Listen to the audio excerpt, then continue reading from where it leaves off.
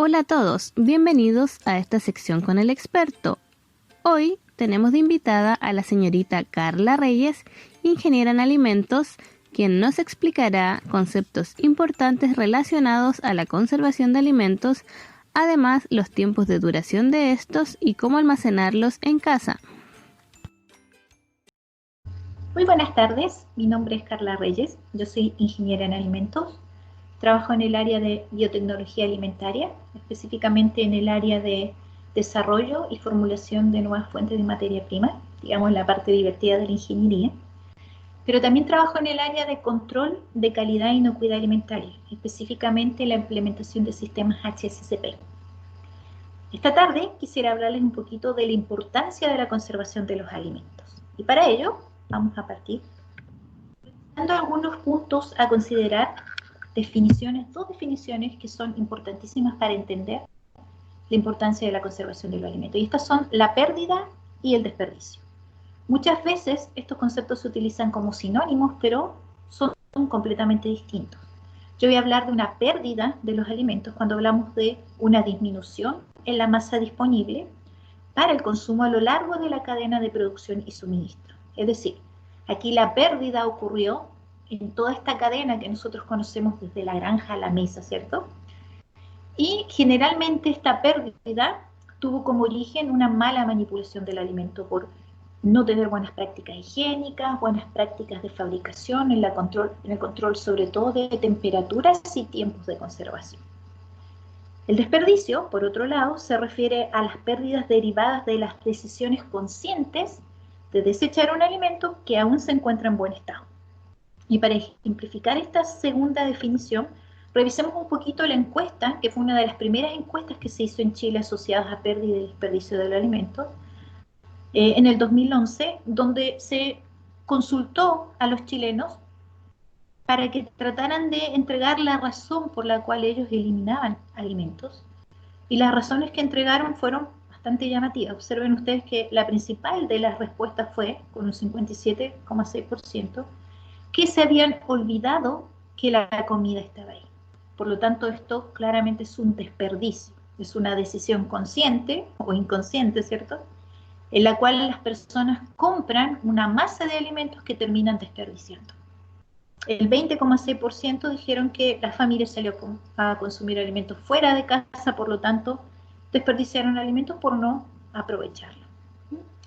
Y la mayoría, el 16,4%, también contestó que compró más de lo que necesitaba. Entonces, todas estas respuestas nos muestran esa decisión, entre comillas, consciente de las personas para eliminar productos que podrían ser consumidos aún.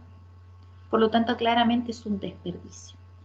El segundo punto a considerar es que estadísticamente hablando, la mayoría de las dietas en el mundo tienen como origen una mala manipulación de los alimentos. Es decir, las enfermedades transmitidas por los alimentos en el mundo, cuando nosotros le hacemos un seguimiento y tratamos de encontrar el origen que provocó esta dieta, ¿cierto? Generalmente el origen es una mala manipulación de sus temperaturas o sus tiempos de conservación. Por lo tanto, entonces, entender estos dos puntos nos ayudan a comprender la importancia de conservar bien los alimentos para no sufrir ni pérdidas ni desperdicios. Nosotros hablamos entonces de la conservación de los alimentos. Existen tres pilares a tener en cuenta. La conservación va a ser importante desde el punto de vista ambiental, económico y también desde el punto de vista humano. ¿Por qué ambiental? Bueno, porque se están moviendo, se están generando muchos recursos para ser utilizados en la producción de alimentos de consumo humano.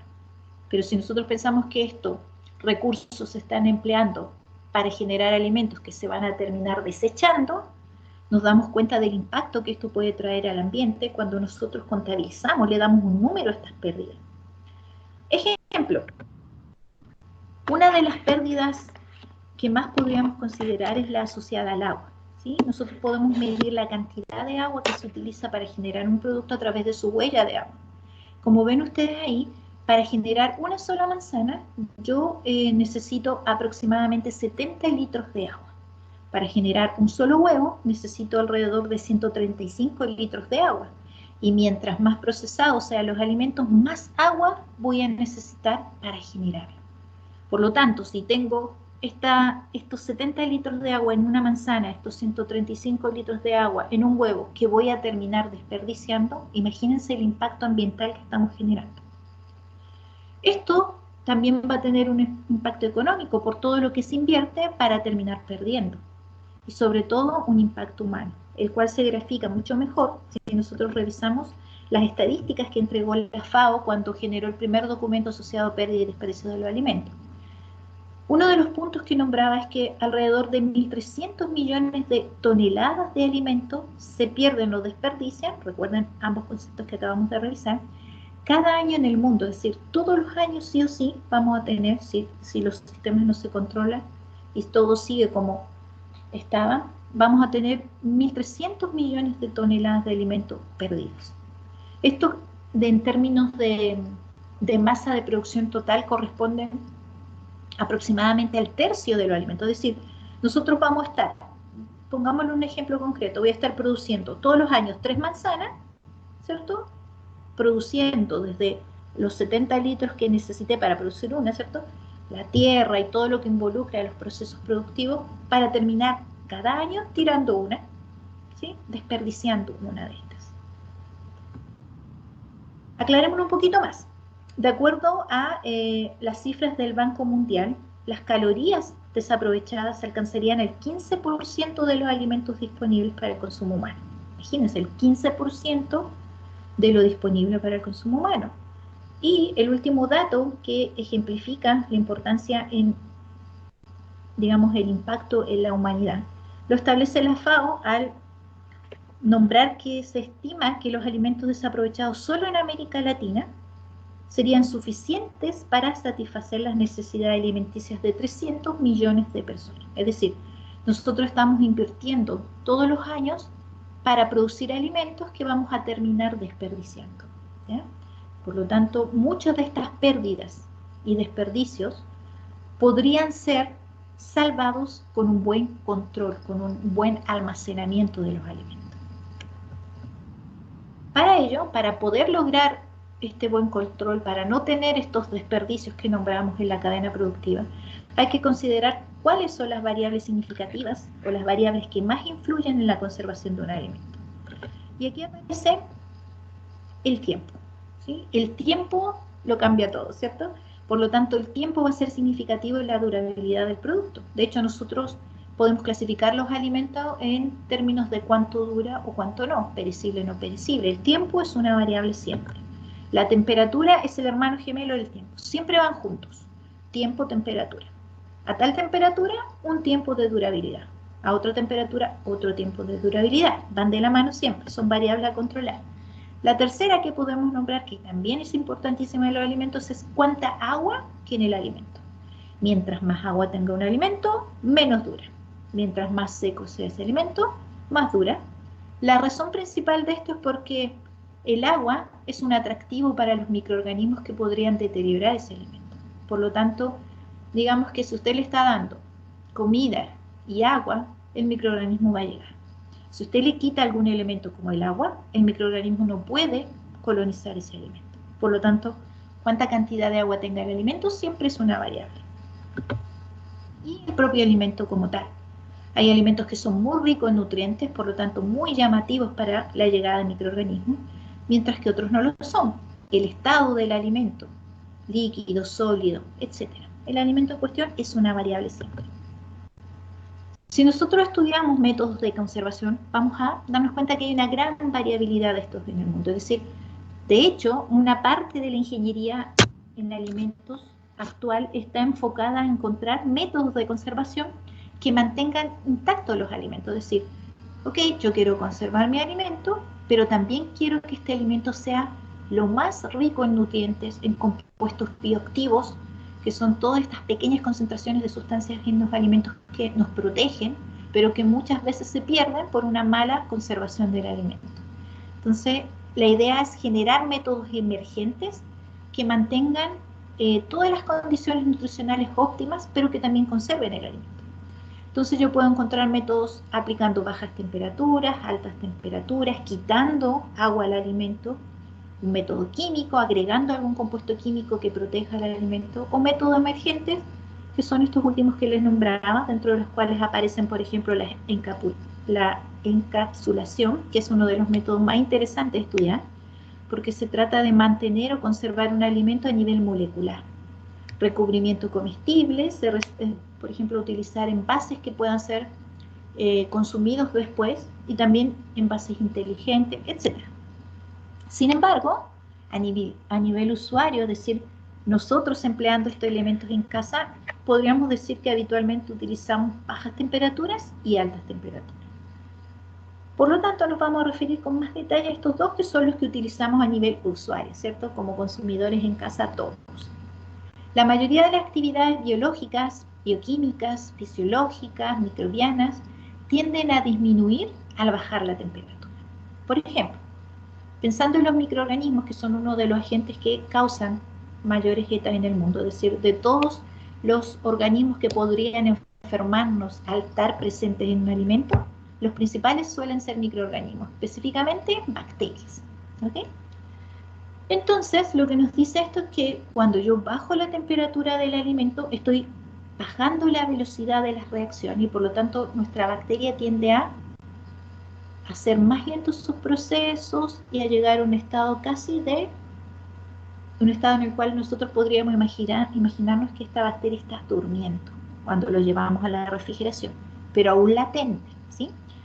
Lo que hace entonces al bajar la temperatura es hacer estos procesos que pueden ser dañinos para el alimento, que pueden acelerar su descomposición, mucho más lento para que dure más. Dentro de los métodos de bajas temperaturas usuales que empleamos en casa son la refrigeración y la congelación. La refrigeración tiene como principal ventaja es que es accesible para todos nosotros, todos lo podemos utilizar en casa. Simplemente tenemos que tener nuestro refrigerador y nada más, pero lo negativo de esto es que el tiempo, la utilidad de este proceso es a corto plazo. Eso es importante porque que mi alimento esté en el refrigerador no lo hace eterno. ¿Ya? Hay personas que piensan que con guardar, ¿cierto? Con conservar su producto en el refrigerador va a durar meses y no es así, depende del alimento. ¿Sí? Entonces el sistema de refrigeración es muy práctico, pero es a corto plazo siempre. La congelación detiene la mayoría de los procesos porque cuando yo estoy congelando un alimento, lo que estoy haciendo es que hago el agua que tenga ese alimento, no la dejo disponible. Piensa un poquito, cuando nosotros congelamos un alimento, lo que estamos haciendo en realidad es congelar el agua que tiene ese alimento. Por lo tanto, si el agua está congelada, no les sirve a los microorganismos, ¿ya? No está disponible para ellos. Ese concepto hace que la congelación sea un proceso a gran escala, en el sentido de que dura mucho más que la refrigeración. La razón de esto radica en la baja de la actividad de agua, ¿cierto? La congelación hace que dure muchísimo el alimento porque el agua que contiene el alimento está congelada, es decir, no disponible para el microorganismo.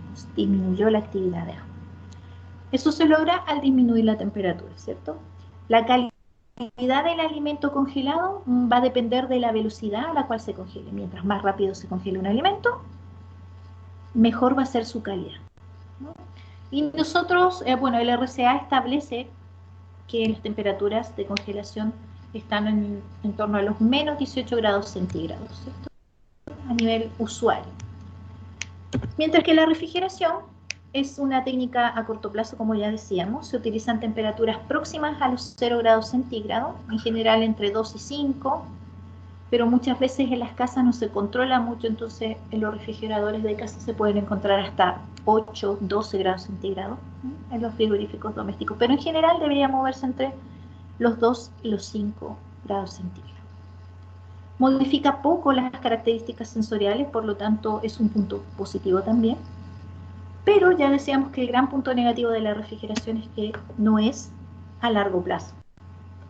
Entonces, lo importante a considerar en la refrigeración es tener en cuenta el tipo de productos que yo puedo refrigerar y el tiempo al cual debería refrigerar. Vamos a revisar al final de esta presentación el orden que debería tener, que es un factor importantísimo también.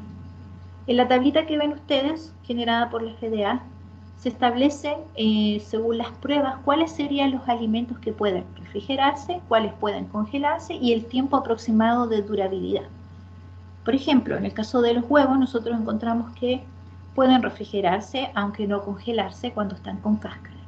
El tiempo de refrigeración sería entre 3 y 5 semanas cuando se hace siguiendo las buenas prácticas de refrigeración que vamos a nombrar en un momentito más. Para el caso, por ejemplo, de comidas listas para calentar, podríamos mantenerla entre 3 y 4 meses. Para el caso de ensaladas, entre 3 y 5 días. No se congelan bien por la mezcla de productos, ¿cierto? Para el caso de la hamburguesa y la carne, entre 1 y 2 días. Entre 3 y 4 meses si yo la congelo. Se dan cuenta que la variación entre refrigeración y congelación es a nivel de semanas, días y meses. La carne, por ejemplo, de cerdo, entre 1 y 2 días en refrigerador y hasta 4 meses congelada. Tan importante como respetar los tiempos de conservación y las temperaturas, tanto en el proceso de refrigeración como el de congelación, es esencial manejar una buena práctica de la conservación, es decir, cómo almacenar en el refrigerador de manera correcta los alimentos. Y en general, si ustedes revisan su refrigerador, se van a dar cuenta que está diseñado por niveles. La idea de estos niveles radica en poder separar los productos. De esta manera, si yo estudio bien la gráfica que ven ustedes ahí presentada por la FAO hace un par de años atrás, de la mejor distribución posible en los refrigeradores de uso común, se darán cuenta ustedes que cada piso está diseñado para un tipo de producto en específico. El primer piso del refrigerador en general está diseñado para los productos terminados, ¿sí? Los productos que usted ya tiene listo y que posteriormente puede calentar y consumir. El segundo piso está diseñado para lácteos y bebidas, tal como aparece en la figura, contenidos en su empaque o ya abiertos. El tercer piso corresponde a los productos crudos, como las carnes, deberían almacenarse aquí, en este punto específico. Muchas veces el gran error que es causal de ETAs es mezclar los productos crudos con los productos terminados en alguno de los niveles del refrigerador. Esto inmediatamente causa una contaminación cruzada de la cual yo puedo escapar si mantengo niveles adecuados en el refrigerador. Y el piso final, que la mayoría de los refrigeradores de nuestras casas tiene un contenedor especial, en este piso deberían ustedes almacenar las frutas y las verduras.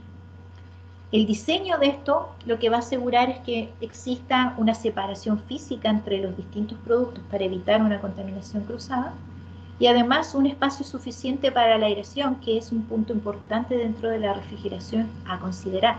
La idea es que exista una rotación de los alimentos, por eso se ordenan los alimentos de este modo, así pueden rotar mejor.